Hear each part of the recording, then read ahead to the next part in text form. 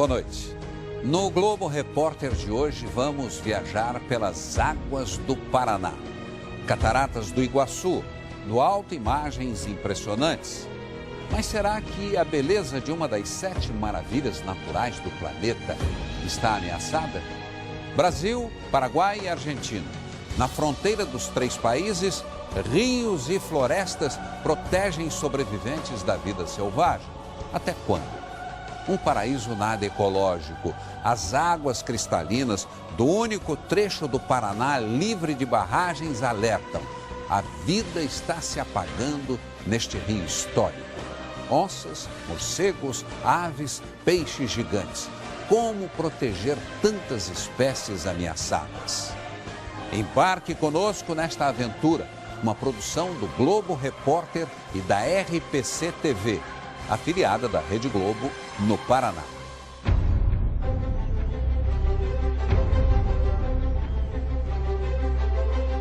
A luz da manhã ilumina o horizonte para quem navega em direção ao sol.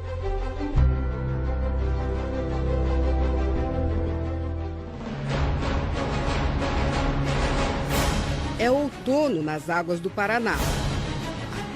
Passada a estação das chuvas, é a época dos dias longos e claros.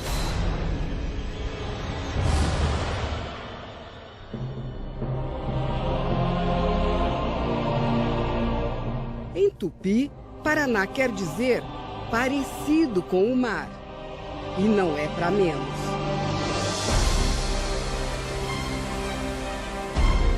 O rio tem quase 4.000 quilômetros de extensão. E a bacia recebe as águas de boa parte dos rios do centro-sul do Brasil. Nós estamos a 25 quilômetros das cataratas, num ponto em que os rios Iguaçu e Paraná se encontram. São águas que banham os 3 países, por isso este lugar é chamado de Marco das 3 Fronteiras. Aqui à minha frente o Brasil, aqui a Argentina e à minha esquerda o Paraguai. Daqui para frente, o Rio Paraná segue por quase 2.000 quilômetros até o Rio da Prata, na região de Buenos Aires.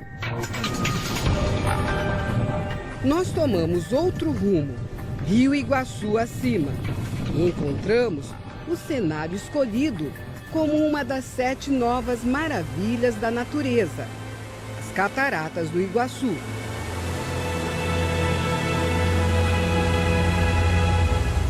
São mais de 100 quedas d'água, mas nosso desafio vai além da contemplação do espetáculo. Vamos cruzar estes saltos pelo ar, como poucos já ousaram.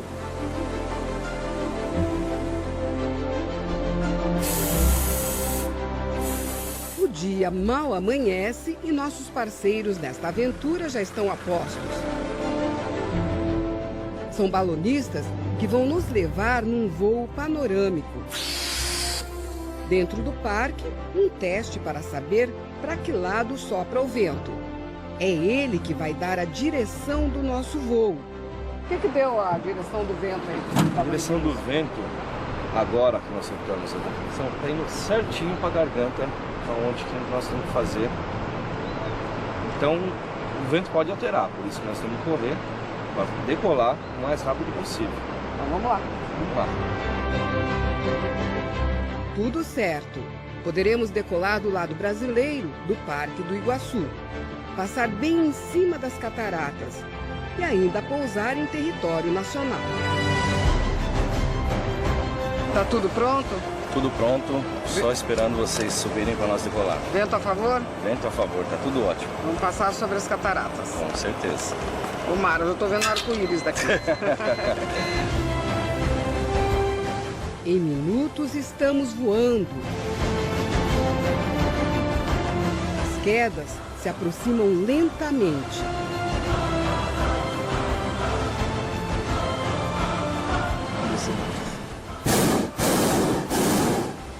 O Wilson, o piloto, controla a altura do balão para acompanhar as correntes do vento. Tem várias camadas, um pouquinho mais para cima já fica para a direita. O balão segue direto para as quedas. Passa pertinho do maior salto, a Garganta do Diabo. E desce pelo Cânion das Cataratas. Agora, nós estamos nos aproximando mesmo do ponto onde as águas do Rio Iguaçu descem em direção ao Rio Paraná.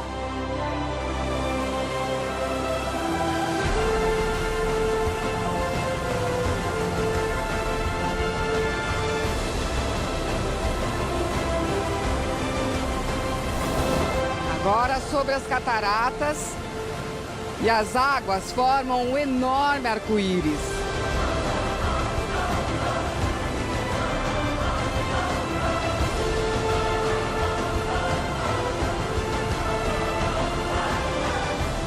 É uma sensação diferente. Uma mistura de medo e de alegria.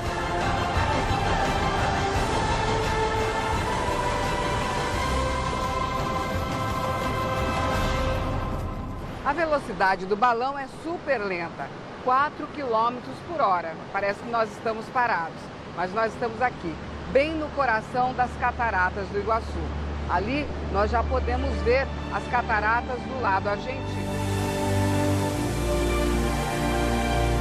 Em alguns instantes, o nosso balão parece se aproximar perigosamente das quedas.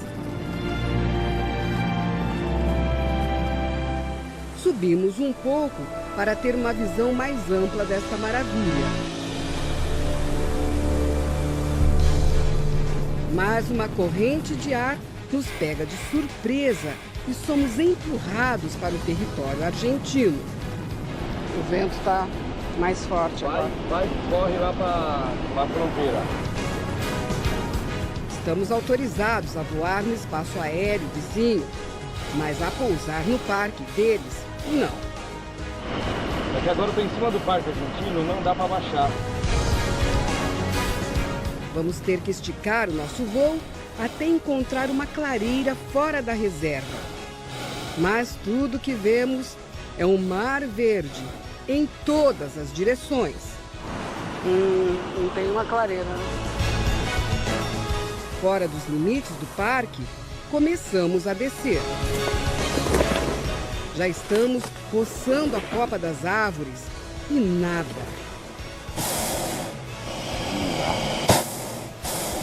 Muito fechado, né? Wilson manobra o balão e volta a subir. Nós, balonistas de primeira viagem, ficamos tensos. Será que o gás vai ser suficiente? Até que avistamos uma pequena plantação.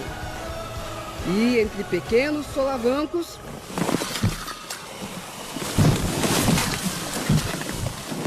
o pouso sai perfeito. Tô tranquilo, tô tranquilo.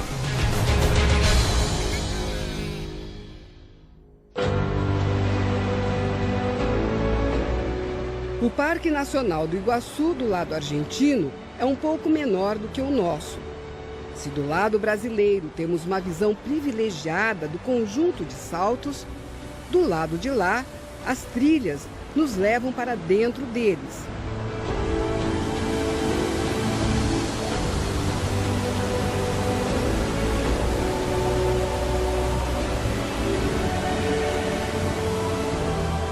Nós estamos num ponto onde se pode ver mais de perto a principal queda das cataratas. É a Garganta do Diabo. O som produzido pelas águas é assustador, mas a beleza é incomparável.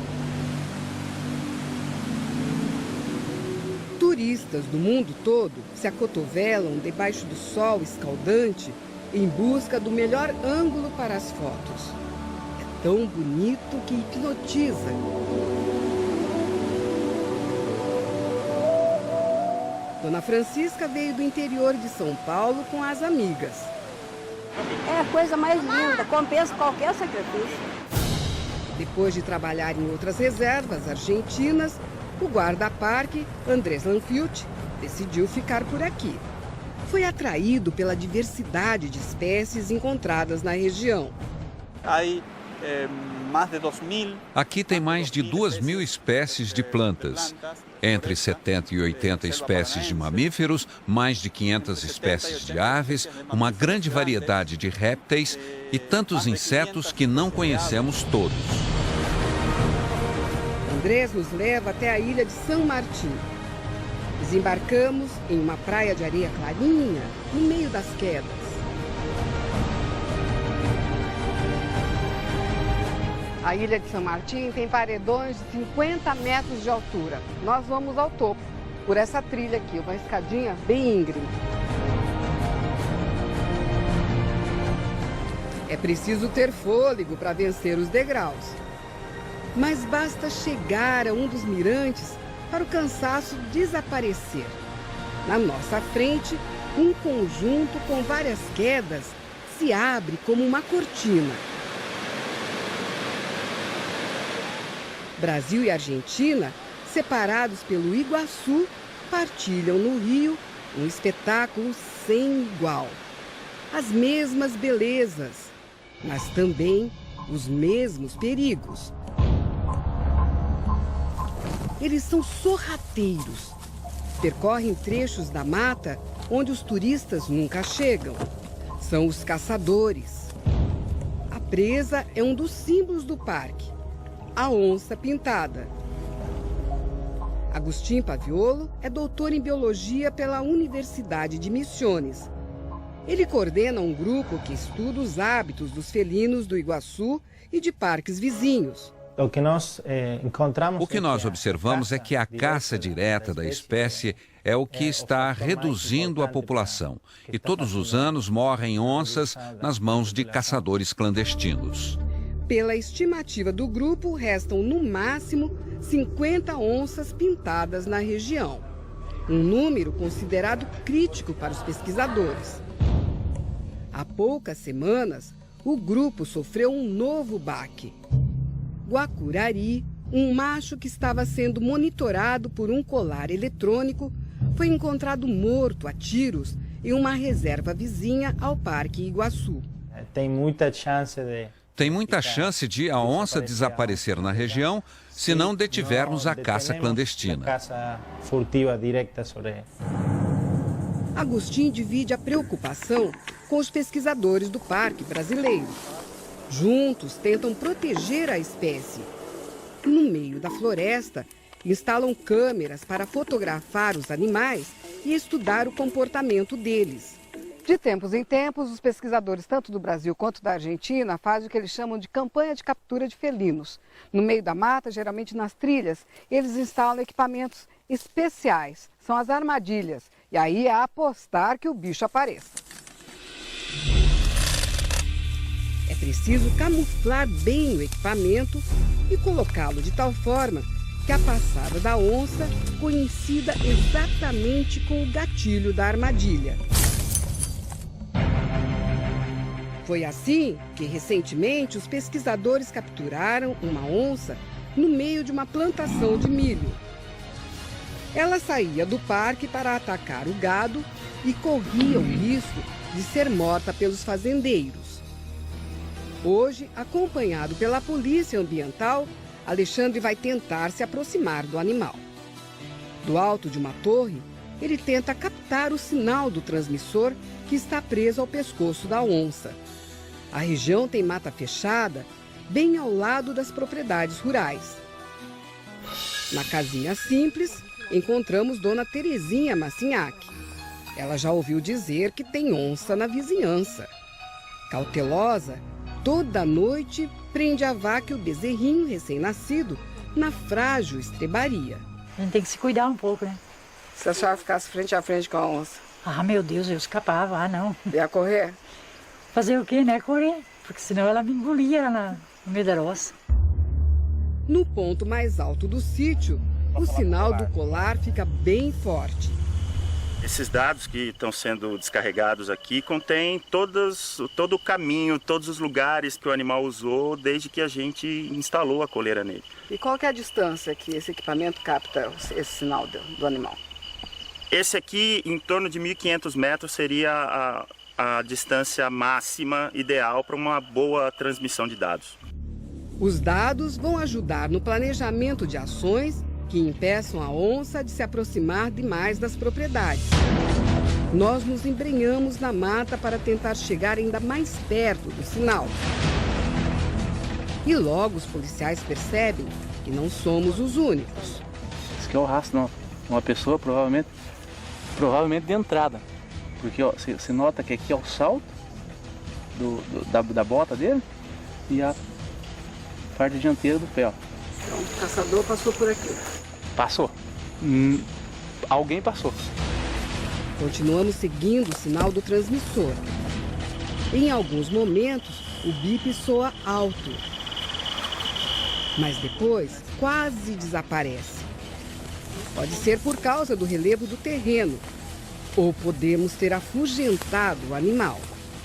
A gente compreende, né, que a população tenha um medo natural, né, pelo ser um predador.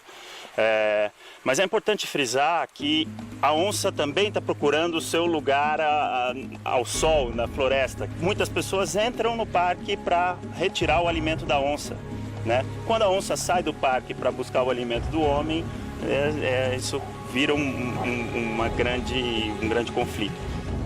Será que é possível encontrar um equilíbrio entre os desejos do homem e as necessidades da natureza? É fim de tarde. O sol se despede das cataratas. Mas neste centro de pesquisas, no meio da reserva, o trabalho só está começando. O biólogo Guilherme Amba investiga como o desaparecimento das grandes florestas tem afetado a vida dos animais.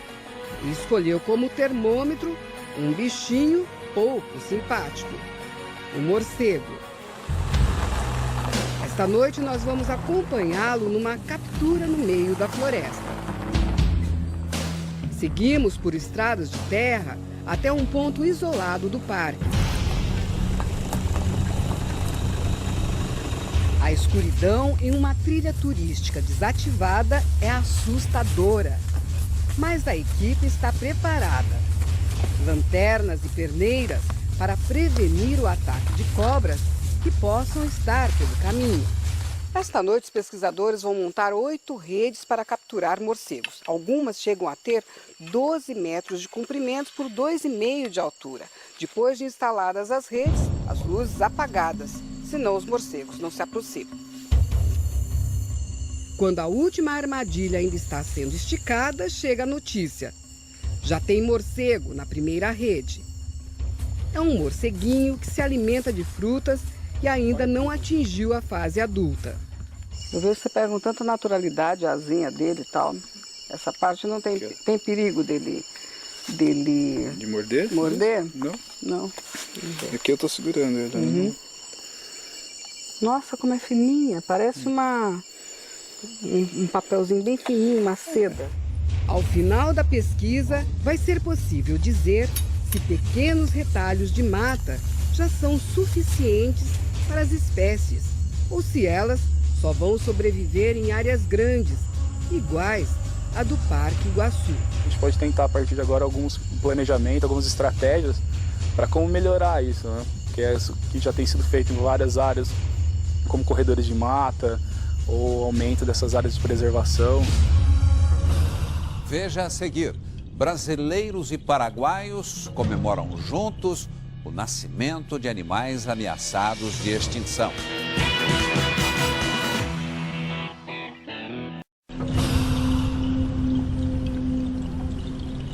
Encantos e mistérios da natureza no Paraná. O quiá-arpia, uma das maiores e mais ferozes aves de rapina do mundo, tem em comum com o cachorro vinagre, este bichinho de cara simpática que se esconde em tocas debaixo da terra. A resposta está nos centros ambientais da hidrelétrica de Itaipu.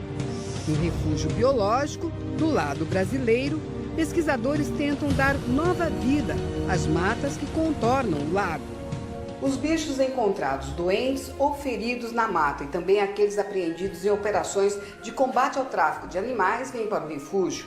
Depois de recuperados, eles são devolvidos à natureza e outros, dependendo das condições, são mantidos aqui.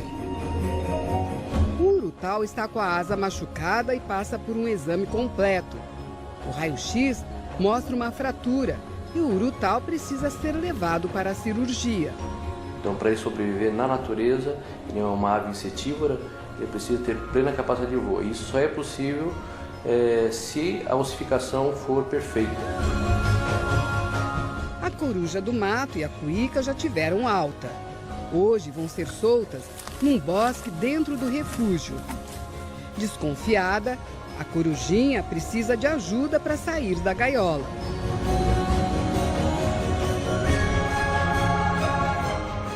Já a cuíca não via a hora de se sentir livre novamente.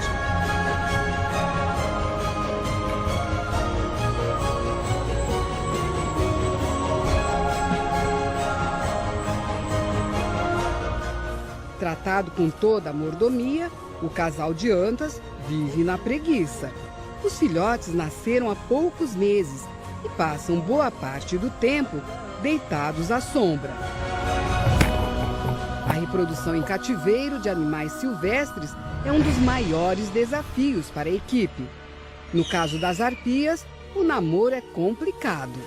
Quando se entendem, formam um casal para a vida toda. Mas na natureza, a fêmea, que é muito maior, chega a matar o macho se vê nele uma ameaça. As armas são as garras enormes, com dedos maiores que os de um urso pardo. Por isso, os biólogos precisam testar a aproximação do casal muito lentamente. A gente juntou as técnicas de outros locais e estudou o comportamento delas e conseguiu um resultado com recintos de isolamento, um recinto com boa alimentação. A estratégia vem dando certo. Em 3 anos, 11 filhotes de arpia nasceram no refúgio. Estas aves estão praticamente extintas no Paraná. Quando tiver um número ideal de animais para poder preservar, a espécie, a gente então pretende partir para um projeto mais audacioso para poder devolver um animal desse para a natureza. O gato maracajá é outro animal ameaçado que também está na mira dos pesquisadores. Depois de muito corre-corre, o felino finalmente cai na rede. Ele é sedado, passa por uma bateria de exames e tem o sêmen coletado. O material é analisado em um microscópio para saber se o animal já está na fase reprodutiva e se o sêmen poderá ser congelado para futuras experiências de reprodução em laboratório.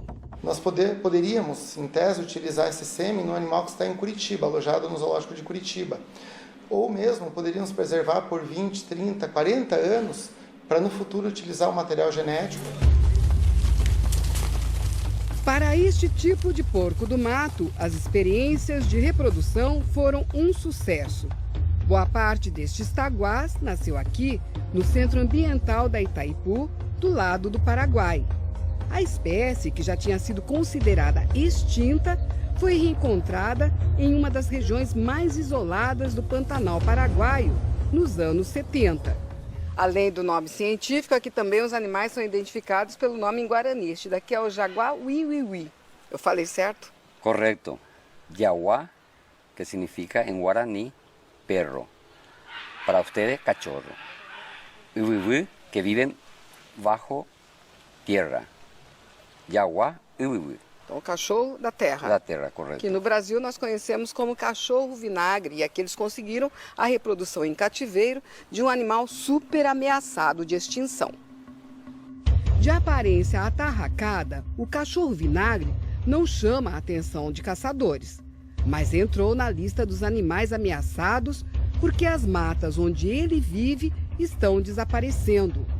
Em 20 anos de estudos, os pesquisadores conseguiram fazer com que 150 filhotes nascessem aqui no zoológico. O zoológico tem basicamente dois objetivos. Um é a educação ambiental, o outro é a reprodução, tentar preservar especificamente aquelas espécies que estão em perigo de extinção. Andrés Duré ajudou a construir este centro de pesquisa 30 anos atrás. Agora, às vésperas de se aposentar, vive um dilema.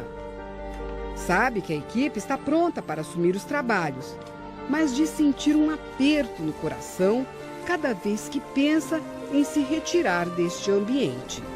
Muito difícil. Muito difícil. É muito difícil. Nós devemos aos animais que estão aqui o bem-estar das nossas famílias. Então devemos retribuir e dar uma atenção especial a eles, para que mesmo em jaulas possam viver bem e se reproduzir em boas condições. Um rio limpo demais? Por que o maior peixe do Paraná está desaparecendo? Daqui a pouco.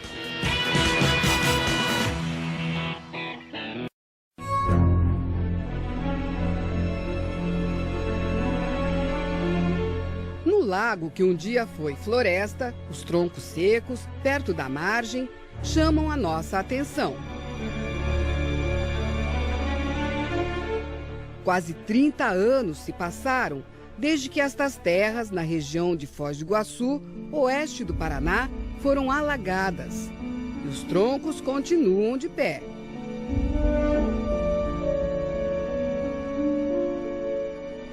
Algumas, elas apodreceram, mas nessa parte sobrenadante, que fica ali entre o ar e a água, né?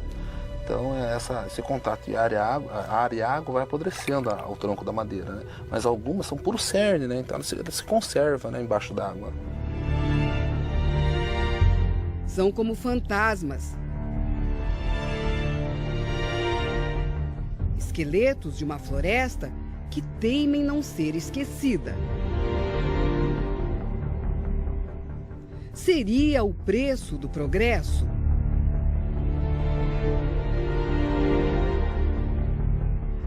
Ao longo do seu curso, o Rio Paraná fornece água para geração de energia em 57 usinas hidrelétricas. A maior delas é esta. E aqui na fronteira do Brasil com o Paraguai, o rio forma este imenso reservatório, o Lago de Itaipu, com capacidade para armazenar 4.000 litros de água por habitante do planeta. É o suficiente para que cada pessoa no mundo consuma, em média, 2 litros de água por dia por mais de 5 anos. Saímos de Foz do Iguaçu para alcançar trechos do Rio Paraná ainda não modificados pelas barragens. São mais de 400 quilômetros de estrada. No caminho, praias artificiais e recantos de lazer criados para embelezar as margens e compensar o alagamento de quilômetros e quilômetros de terras férteis. Chegamos a Porto Rico, uma pequena cidade onde pastagens e as águas do Paraná dominam o cenário. Aqui funciona o Nupélia, um núcleo de pesquisas da Universidade Estadual de Maringá. É uma área de desova, é um berçário natural e uma região de criadouro de peixes e outros organismos aquáticos, né? Seguimos com os pesquisadores deslizando pelas águas. Estamos no último pedaço do Rio Paraná, livre de represas. Neste trecho mais natural, o Rio Paraná tem água limpa, águas cristalinas em vários pontos, iguais a este daqui onde nós estamos, bem no meio do rio. Dá para enxergar até o fundo de areias muito claras.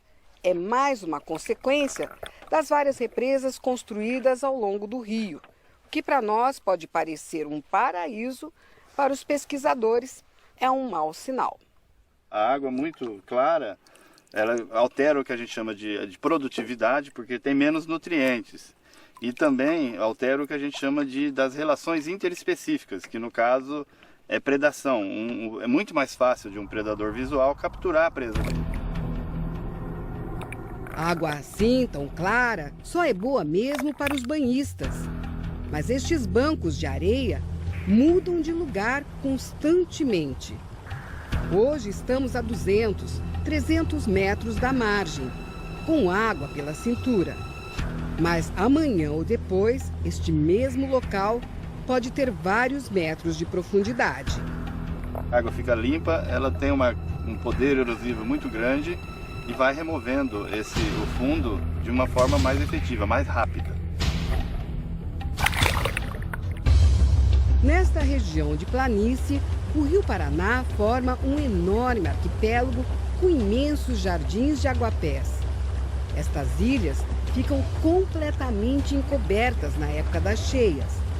Mas com o volume das águas controlado pelas barragens, elas já não são mais tão duradouras como no passado. Durante esse evento, os peixes encontram abrigo durante as fases mais jovens, né? E acabam, quando a água retorna para a calha do rio, os peixes já estão num tamanho maior e já são menos predados e, consequentemente, toda a pesca vai ser beneficiada com isso. Há 26 anos, a equipe do professor Ângelo Agostinho estuda os impactos provocados pelas usinas. Com a captura de peixes, descobre quais espécies ainda são abundantes, as que estão ficando raras e as que nem pertencem a esta região, mas foram trazidas pelo homem. Aliada a essas espécies que vieram de outras bacias, ainda nós temos mais de 30 espécies que subiram Itaipu, né? Subiram a 7 quedas depois da construção de Itaipu. Algumas delas substituindo espécies nativas, como no caso que aconteceu com a piranha e possivelmente com uma piapara. João estuda as aves que dependem deste ambiente aquático para sobreviver, como as garças, os biguás e os paturis. Estes patinhos aproveitam as moitas de capim para buscar alimento e se reproduzir. Vamos para um dos muitos canais que dividem as ilhas. Nas margens, a vegetação é mais densa. De repente, uma movimentação na água chama a atenção do pesquisador.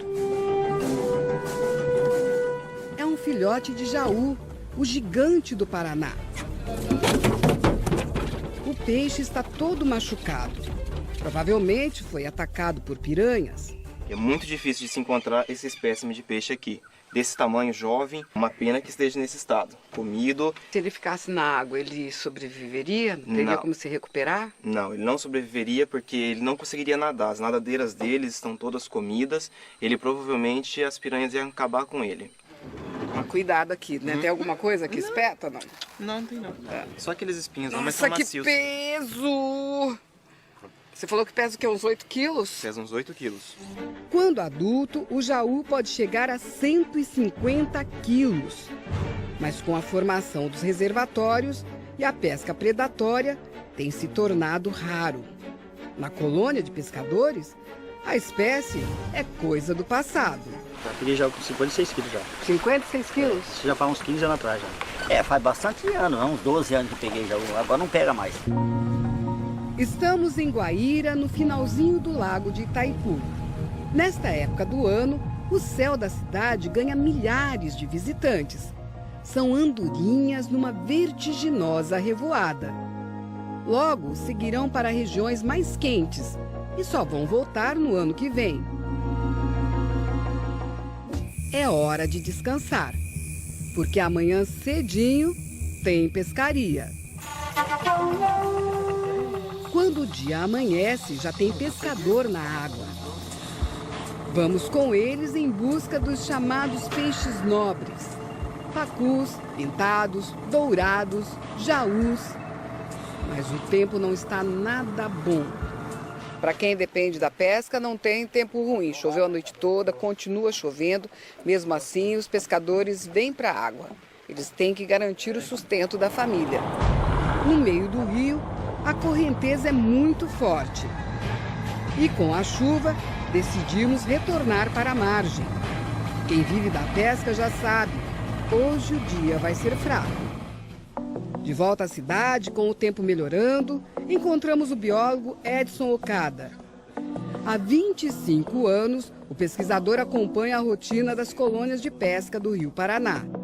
Todos os meses, recolhe centenas de formulários iguais a este. Neles, os pescadores anotam tudo que conseguiram tirar do rio. A queda na oferta de peixes é preocupante. E o caso do Jaú, o mais grave. Em 1987, quando nós começamos o trabalho, nós tínhamos uma captura anual de cerca de 59 mil quilos dessa espécie. Em 2011, no último levantamento que nós fizemos, essa captura caiu para 1.500 quilos. Se nós colocarmos que a média de quilos pago para o Jaú são R$10, são R$570 mil que não estão mais disponíveis para os pescadores, somente para essa espécie. Ponto por ponto, Iria e Rude teceram uma vida na delicada trama das redes de pesca. Nas lidas com o rio, os dois se conheceram, se apaixonaram, casaram e criaram os filhos. Mas hoje a vida anda difícil. Antigamente estava, hoje não. Tira nem pela coisa para comer. José Cirineu também é pescador. Aprendeu o ofício com o pai, ainda criança. Hoje é presidente da colônia de pescadores e acredita que a profissão está com os dias contados. Entra alguns jovens, mas eles entram e pescam um pouco tempo e já saem. Dizer o sofrimento dos pais, falam, não, mas o pai sofre demais, a mãe sofre demais, então nós temos que sair para outro caminho. E isso deixa a gente triste, porque a gente gostaria que ele seguisse o caminho.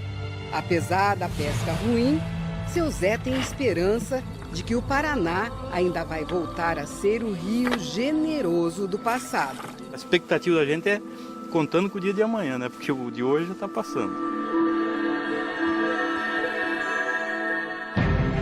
Incêndios ameaçam o paraíso das aves e um frei que se inspirou em São Francisco de Assis para reflorestar uma ilha paranaense. Daqui a pouco.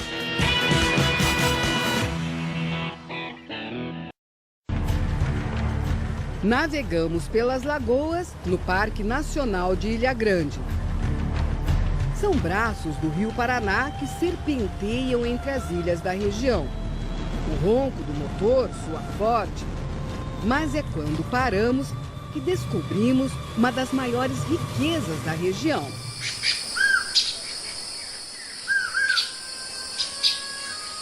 Estamos no paraíso das aves. A iraúna, do bico branco, faz ninhos pendurados nos galhos como os guachos. Vistoso, o gavião belo é comum em áreas alagadas. Este outro é um gavião preto, ainda filhote. Para Júlio Juvenal, veterinário do parque, o que essas aves têm de mais bonito também as deixa vulneráveis. Tem várias espécies de aves aqui no parque que os traficantes capturam para revender, não só pela beleza dos seus cantos, como também das suas plumagens. O parque funciona como uma delicada maternidade para os animais, mas vive ameaçado por incêndios provocados por invasores. Num dos últimos incêndios, esta parte da ilha foi toda queimada. O fogo atingiu também a mata às margens do rio.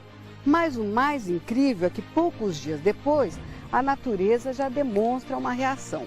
Os primeiros brotos verdes estão surgindo no meio das cinzas. Só no último ano, foram 5 focos de fogo na área do parque. Répteis, principalmente, né, cobras, principalmente cobras, não conseguem escapar dos incêndios e acabam morrendo. Ninhos de pássaros são queimados, né? As árvores, né, mata ciliar, demoram décadas para se recompor depois de um incêndio.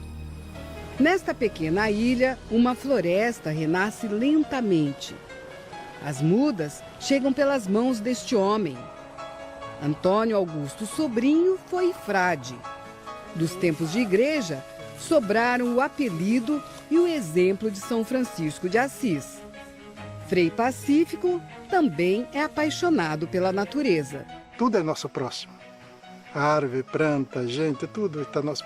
Então temos que cuidar. Amar o próximo como a ti mesmo. Nascido em Pernambuco, Frei Pacífico chegou à região de Guaíra nos anos 70. Quando as 7 quedas foram encobertas pelo lago de Itaipu, ele levou um choque. comprou esta ilha que estava desmatada e começou a plantar árvores. Até agora, são mais de 20 mil. É costume do Frei Pacífico oferecer a quem vem visitar a ilha o plantio de uma árvore. Essa é para a nossa equipe. Que planta é essa, Frei? Essa é jatobá. E aqui é um lugar bom? Aqui é um lugar bom, tem luz, tem tudo. E quando ela tiver 200 anos, ela vai vir aqui ver. É uma árvore que pode durar 200 anos? Vai. Ou mais? Não, eu digo você, não é? Não. Quisera eu viver 200 anos. Pronto, foi finir. Plantado. Jatobá, do Globo Repórter. Frei Pacífico também usa as habilidades de artesão para reverenciar a natureza. Na casa da cidade, mantém uma pequena oficina, onde esculpe troncos de árvores encontrados no rio. São principalmente imagens de santos e de índios, que ficam expostas na sala, transformada em uma espécie de museu. Para o Frei, tudo na natureza tem o seu valor, mas nada se compara a dar uma nova chance à própria natureza. Então, isso é a maior felicidade, porque nada temos, nada levamos. Hoje estamos e amanhã não estamos, né? Mas fica aqui. Diz o Pacífico, plantar essa árvore aqui. Quem era o Pacífico? Era um meio tantanzinho, mas funcionou. A cidade das pedras preciosas. Bem perto da nossa fronteira, minas de ametista, ágata e quartzo. Um tesouro a céu aberto. Daqui a pouco.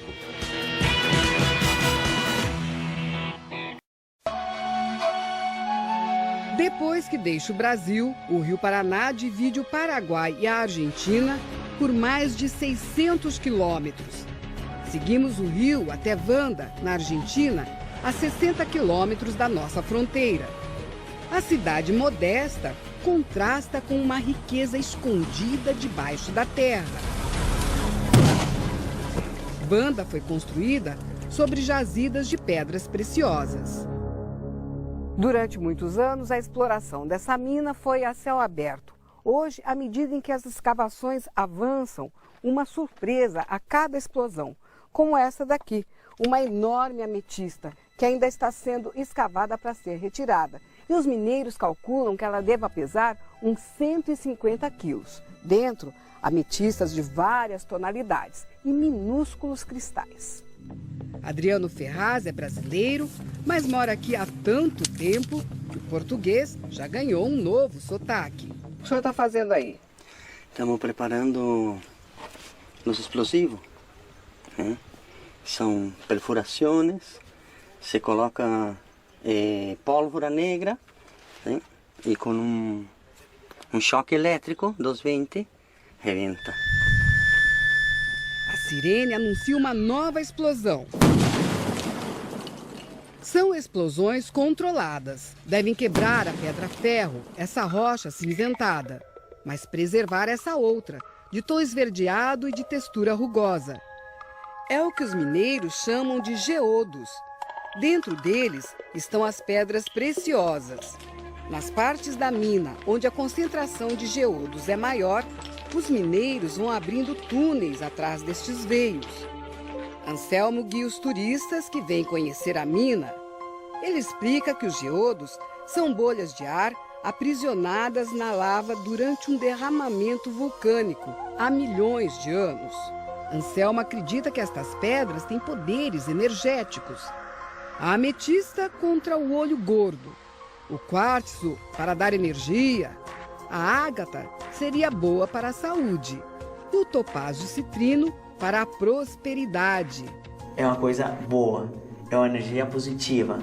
Elas transmutam.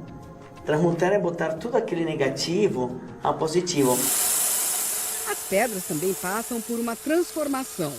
Na oficina são cortadas, polidas, lapidadas.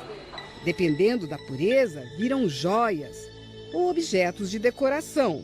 A mina é uma coisa que mistura muito essa coisa rústica, grossa, e depois que tu vê uma pedra bruta e vê uma pedra lapidada, terminada, esse encanto, esse trabalho é muito fascinante mesmo.